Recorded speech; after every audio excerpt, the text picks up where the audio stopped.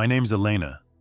I'm 32, and I always thought the biggest perk of being the quiet one in the family was that nobody bothered me. I write back-end code for a fintech startup, live alone in a 2-bedroom condo I paid for with late-night bug fixes, and spend my weekends lifting at the gym or roasting coffee beans I buy in bulk. I don't post vacation pictures, I don't wear labels, and I definitely don't volunteer my salary. The plan was to stay drama-free, stack index funds, and maybe retire before 40. Entitled relatives weren't in the risk matrix. That plan detonated on a random Saturday when my younger brother Jason, 29 and freshly married, showed up with his bride Vanessa. They carried a designer tote bag the way missionaries carry Bibles, except missionaries usually wait to be invited in. Jason texted, "In the neighborhood," and 30 seconds later my buzzer screamed. I opened the door because I'm an idiot and still believed family meant something. They came in, looked around, and Vanessa nudged Jason like she'd spotted a truffle pig who'd found a diamond. We did the obligatory tour. Vanessa stroked the quartz counters and said, "Must be nice when it's just one mouth to feed." Jason laughed a half-second too late. I offered espresso. They declined. They wanted to discuss something important. That something was, shockingly, their wedding, specifically the fact that I hadn't given them a gift yet. Their ceremony had been last month, an over-the-top vineyard affair I flew across the country to attend. I'd paid for my hotel, my dress, and I'd covered Mom's airfare because her pension didn't stretch that far. Vanessa produced a glossy spreadsheet printed in color. The title, Fair Contribution Schedule. My name sat alone on the top tier next to the figure $25,000. The lower tiers listed distant cousins at $100 each, like some reverse pyramid scheme. Vanessa explained that because I was rich and single, it was only fair I subsidized the honeymoon fund. Jason chimed in with, redistribute a little. I asked whether the spreadsheet had accidentally swapped commas and decimal points. The silence that followed smelled like burning plastic. I told them I was willing to give what I'd planned, $500 in cash plus a hand-coded website I'd built where guests could upload their photos. Vanessa sneered like I'd offered used napkins. She said, $500 doesn't even cover my extensions. Jason added, "You're being selfish, Lenny. You make 6 figures and hoard it." My face went hot. I pointed to the door and told them to leave. Jason tried to guilt me with, "Dad would want you to support family." Dad died when Jason was 13. Weaponizing him was a new low. Vanessa's parting shot was, "Enjoy dying alone with your stupid cats." I don't own cats. I opened the door wider. They stomped out, and I locked the deadbolt with a tremor I hadn't felt since my first production outage at work. 10 minutes later, my phone pinged. A group chat titled Family Support had spun up, starring my aunt, 2 cousins, and of course, the newlyweds. Vanessa pasted screenshots of the spreadsheet and wrote, "Elena refused fair contribution. Thoughts?" The dog pile began. I didn't respond. Instead, I screenshotted the chat and archived it. I knew this game. Pressure until I caved. But they had misjudged both my patience and my paper trail.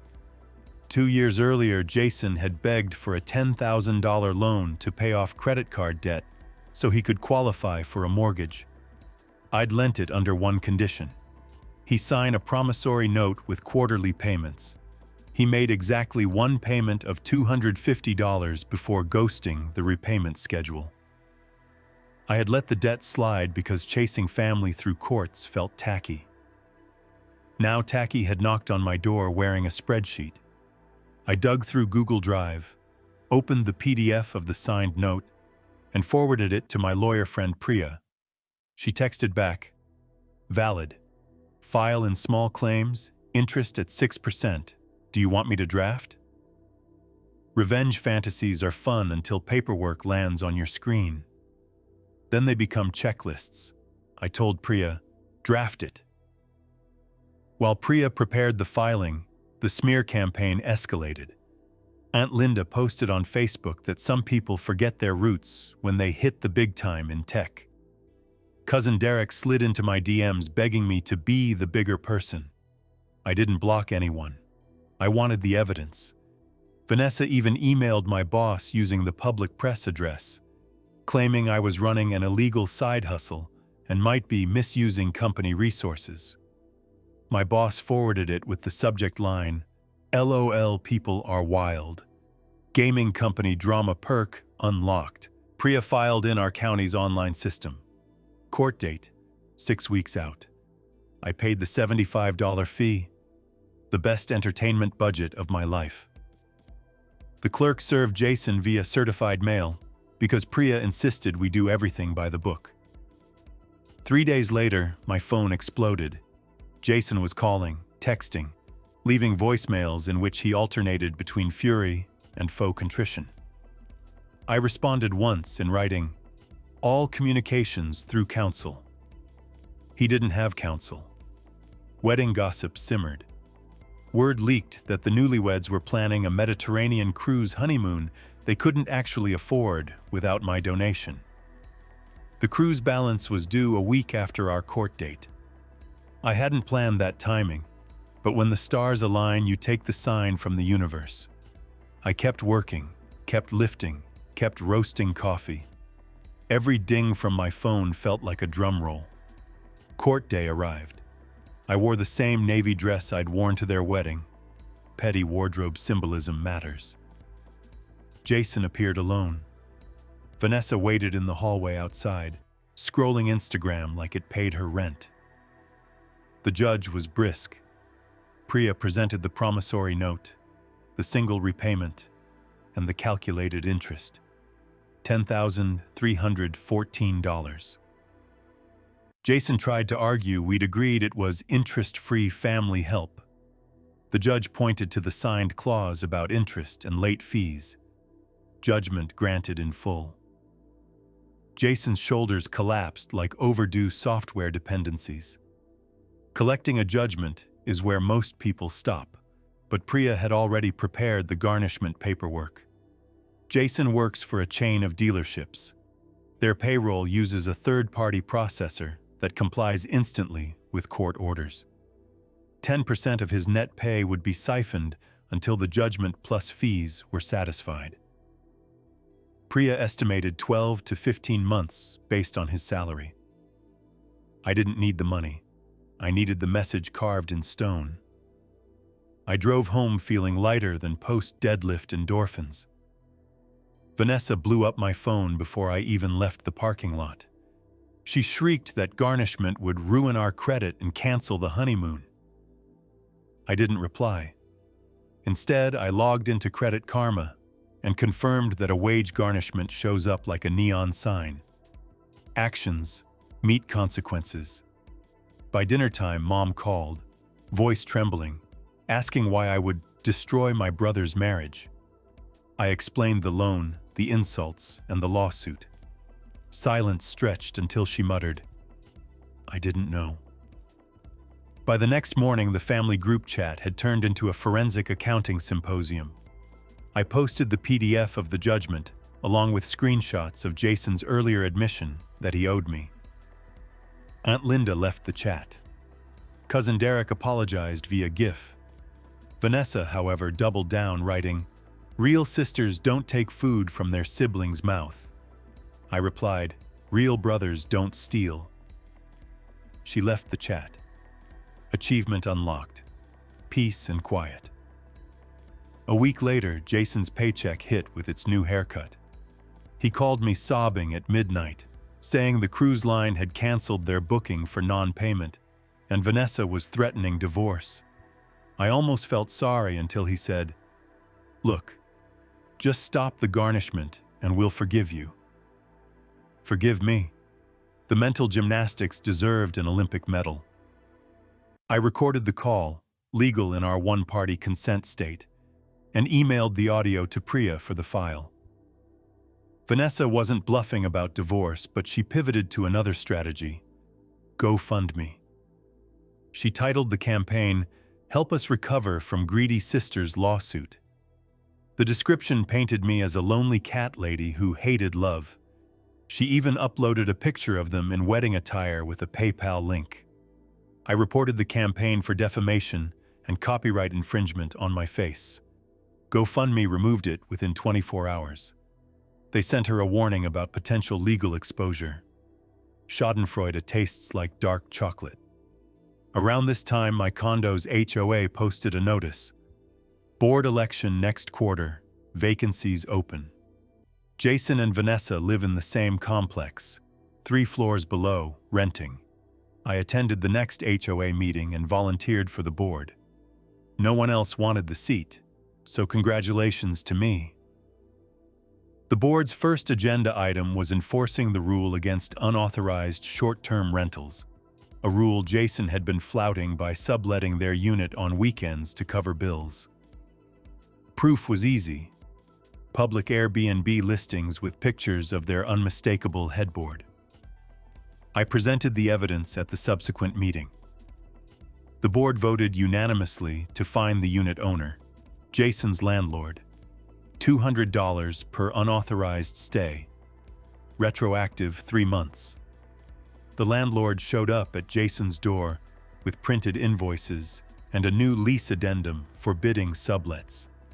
Vanessa live tweeted the confrontation, blaming HOA Karens. I sipped tea and scrolled. Some people never connect dots. Financially cornered, the newlyweds attempted a last pivot, moving in with Mom. Mom lives in a 2-bedroom cottage and already rents her spare room to a retired schoolteacher. Jason asked her to evict the tenant. Mom said no. He then suggested I should let them live in my 2nd bedroom as restitution. I ignored the text. 2 nights later, Vanessa showed up, suitcase in hand, claiming Jason would follow after work. I didn't buzz her in.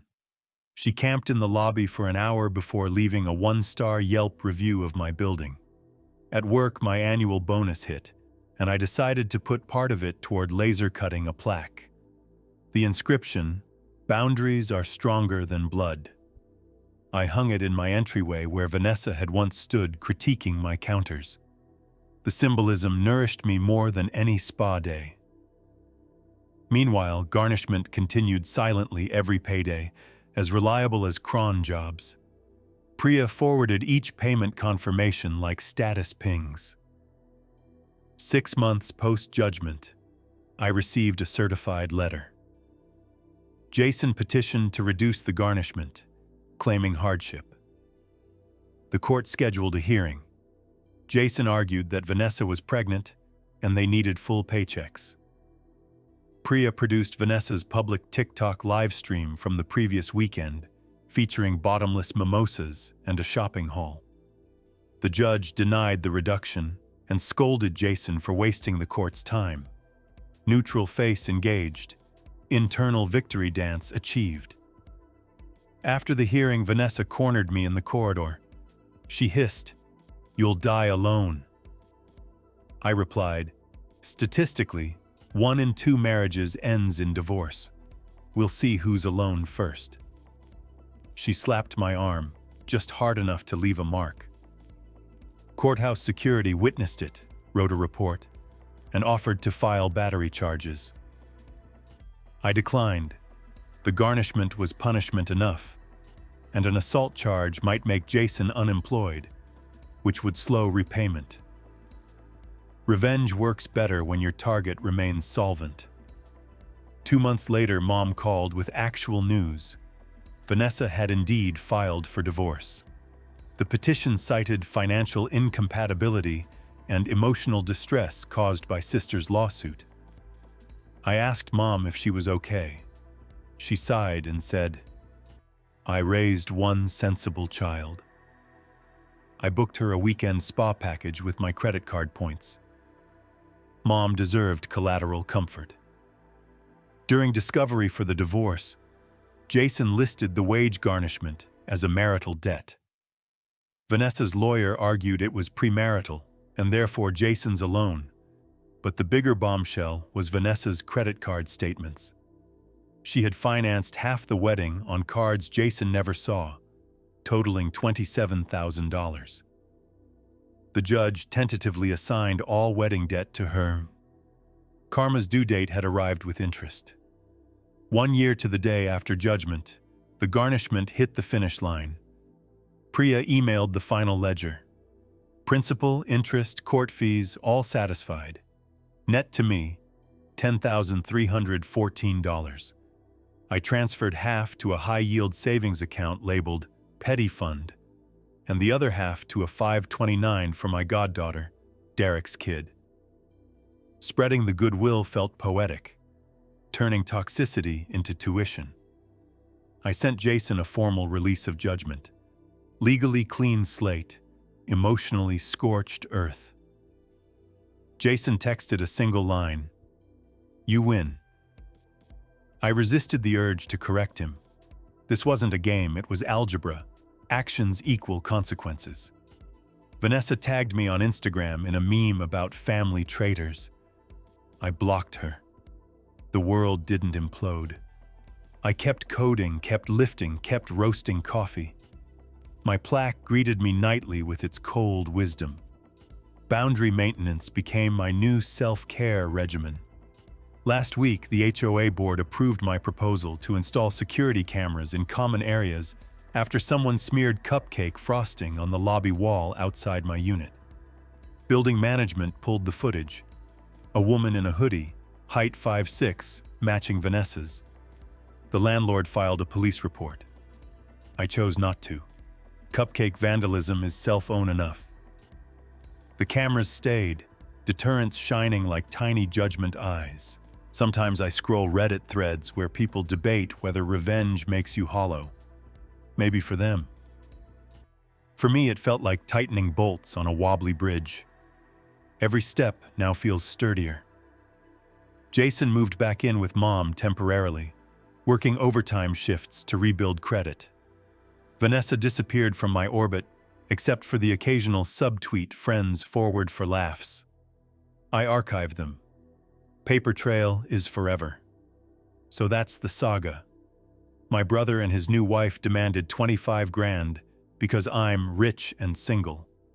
When I refused, they spat insults, and I responded with legally enforceable boundaries. I didn't forgive. I didn't forget. I filed, garnished, documented, and breathed. If you're reading this wondering whether it's worth it to stand your ground against entitled family, let my story be your permission slip. Protect your peace, keep receipts, and remember, revenge doesn't have to be flaming cars. Sometimes it's tidy spreadsheets and steady pay stubs. Despite the satisfying verdict, nights arrived when I replayed childhood memories and wondered if I'd gone too far. In those memories, Jason always stole Lego bricks from my half and promised repayment that never came. Seeing the pattern stretching from plastic castles to promissory notes killed my guilt. I booked a few therapy sessions. Paying someone to hold up a mirror cost less than feeding another leech. Dr. Salcedo assigned a boundary budget. One column listed withdrawals, unpaid loans, empty tank cars, frantic 3 a.m. rescue calls. The other listed deposits, a birthday card, an airport ride, one $250 payment. The spreadsheet glowed blood red, turning my lawsuit into routine accounting. Balance due, plus interest. With the mental bandwidth freed, I volunteered to teach Saturday Python workshops at my alma mater. 11 high school girls showed up, stickers holding laptops together. When Maya printed her first "Hello World," she squealed like she'd won the lottery. That sound rewired something in me. Converting spite into mentoring felt like upgrading firmware. Meanwhile, the family grapevine reported Jason was detailing cars on weekends to rebuild his finances. Good. Honest labor beats entitlement. Vanessa, however, rebranded herself as a social media relationship coach, selling ebooks about manifesting luxury travel. I bought one out of morbid curiosity and laughed when Chapter 2 advised readers to target emotionally repressed relatives. If ignorance is bliss, she's on a permanent vacation. Months passed. Refinancing my mortgage dropped the rate. I thought of Jason and Vanessa's claim that 25 grand was an investment in love, while my boring index funds quietly earned more than their whole wedding. The irony tasted like a perfect espresso, bitter and invigorating. I met Jason at Mom's on Easter. He looked worn but sober, like a man finally living inside a budget. Over lasagna, he said, "I want to apologize for everything. I'm trying to stop being a leech." I thanked him and told him future actions would decide the rest. Civil, cautious, unresolved. Driving home, Mom asked whether reconciliation was possible. I said, "It's like a software release. You don't push live until testing passes. Jason's still in QA." Oh. She laughed. I realized the lawsuit and HOA seat were scaffolding so my boundaries could set. With them solid, I could someday add a bridge back, if he earns it. If you're doom-scrolling at 3 a.m., feeling guilty for refusing to bankroll someone's fairy tale, here's your permission slip. Keep receipts, use the law, detach with precision, then fill the freed space with something better. I chose mentoring, heavy lifts, and single-origin coffee. Choose your own upgrades. Entitlement is a hydra. Cut one head and two may beg for money. The sword you forge protecting yourself today stays sharp for life. Epilogue. 1 year later. I'm writing from an airport lounge, boarding pass in hand for my first vacation in half a decade. Jason just sent a selfie showing his paid-off balance sheet. No garnishment, a savings column. We're civil again, not close. Vanessa sells vision board webinars to 10 followers. Justice is entertainment. My suitcase rolls toward the gate. I keep my boundaries, my receipts, and my peace. That is enough. Before boarding, I open the Notes app and draft a new boundary budget, this time for myself. Column A lists investments, Sunrise Swims, unread novels, Maya's acceptance letter to a computer science summer camp I helped fund. Column B lists debts, none. For the first time in years, the spreadsheet shows a perfect balance. I close the app, mute every group chat except Mom's, and power down my phone. The intercom announces my flight. Vacation begins now. I smile, not because everything is perfect, but because I finally believe I deserve the quiet. The gate agent calls my row.